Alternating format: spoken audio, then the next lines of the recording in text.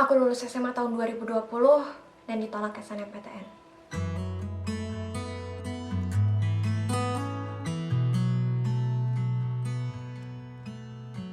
Halo teman-teman semua, di video kali ini aku akan berbagi pengalamanku tentang ditolak SNMPTN. Mungkin aku akan sering membuat video dengan format seperti ini.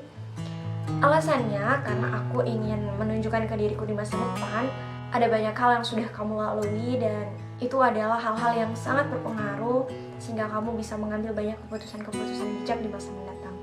Sudah hampir 3 tahun sejak aku ditolak masuk PTN jalur undangan. Tapi setelah ditolak, sebenarnya aku termasuk anak-anak yang cukup cepat untuk move on dan lanjut belajar SBMPTN. Sebenarnya itu beralasan karena waktu awal masuk SMA, aku mendapat beberapa wejangan dari orang-orang terdekatku yang akhirnya bisa mempersiapkanku dari patah hati SNMPTN. Tahun 2020, ketentuan SNMPTN, kami bisa mengambil 2 pilihan, PTN dan Prodi. Jadi waktu itu untuk pilihan pertamaku, aku memilih pendidikan dokter di Universitas Diponegoro, dan pilihan keduaku teknik industri di Universitas Diponegoro juga. Motivasiku kenapa memilih Undip waktu itu karena aku ingin melanjutkan kuliah kedokteran di luar kota, dan aku memilih yang berada di tengah-tengah di Pulau Jawa, itu Semarang di Jawa Tengah.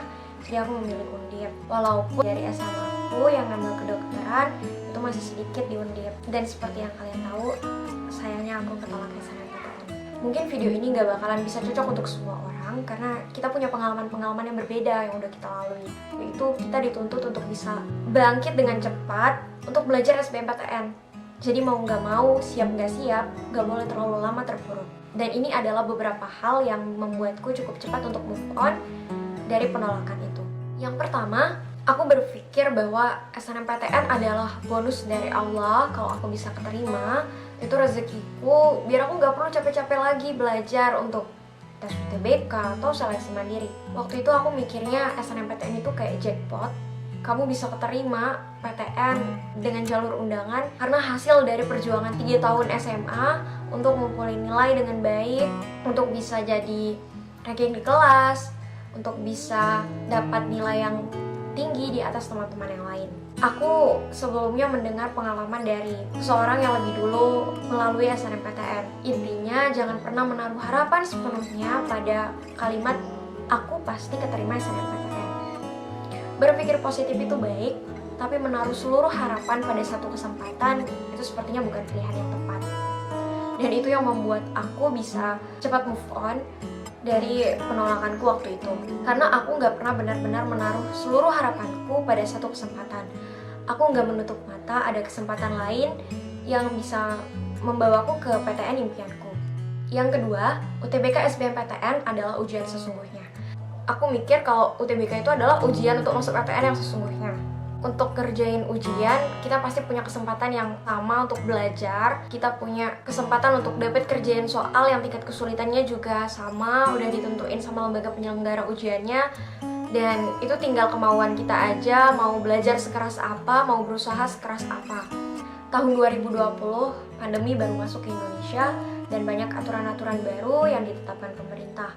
Mulai dari membatasi mobilitas, kapasitas dalam ruangan yang dikurangi, juga beberapa ketentuan menggunakan protokol seperti masker, hand sanitizer, juga perlu antigen atau PCR. Aku tahu belajar SBMPTN itu capek, soalnya banyak, susah, dan itu melelahkan. Pengalaman yang paling membekas dari ingatanku belajar SBMPTN, satu hari aku bisa ngerjain soal matematika sampai 100 soal, dan itu rasanya mau muntah karena aku ngeliat angka tiap hari dari pagi sampai pagi lagi.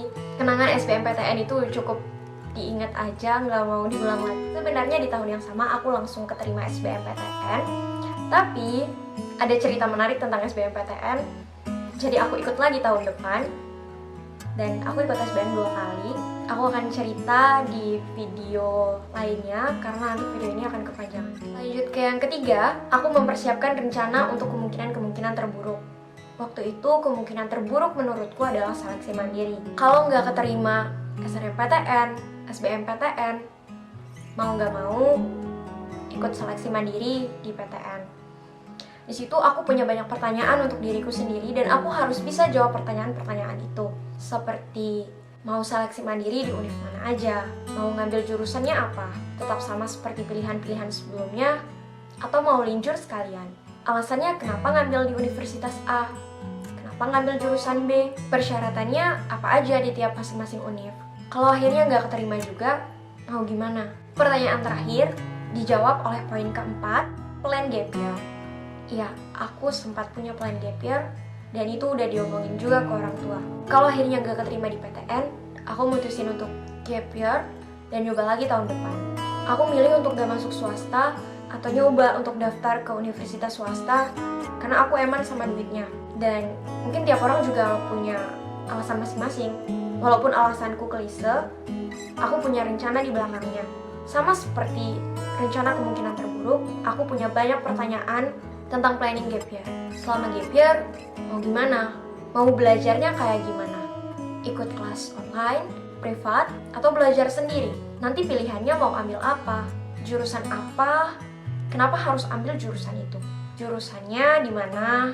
Kenapa harus di universitas itu? Jurusannya tetap sama atau linjur? Atau mau ikut pelatihan kerja? Semuanya harus bisa aku jawab. Gak usah tunggu nanti ada orang lain, tapi kalau misalnya kamu mulai ragu sama keyakinan dirimu, kita udah punya jawaban dari pertanyaan-pertanyaan itu. Tekad yang kuat itu bakalan jadi penyemangat waktu aku burn out belajar buat persiapan UTBK.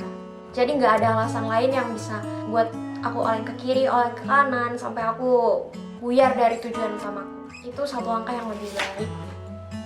Bener Rita? Coba tanya dirimu dengan beberapa contoh pertanyaan sebelumnya.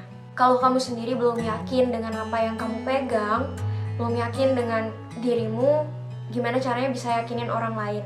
Mungkin gak perlu yakinin orang lain, tapi yakinin orang tua ketika waktu kita milih kuliah berarti buatku karena restu dari orang tua itu menentukan kesuksesan kita.